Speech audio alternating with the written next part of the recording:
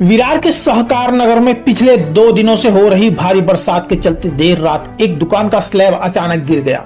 गनीमत रही कि इस हादसे में कोई हताहत नहीं हुआ। वहीं इस घटना से एक बार फिर वसई विरार शहर में जर्जर व अति धोखादायक इमारतों का मुद्दा सामने आया है।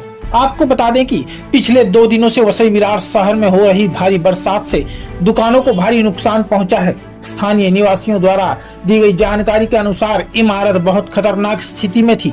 मनपा के आपदा प्रबंधन विभाग और पुलिस प्रशासन ने मौके पर पहुंचकर मलबा हटाने का काम किया। स्थानीय नागरिकों ने मांग की है कि मनपा अधिकारी जर्जर व अति धोखादायक इमारतों का तुरंत निरीक्षण करें और आवश्यक कार्रवाई की जाए ताकि भविष्य में जान माल की हानि ना हो सके।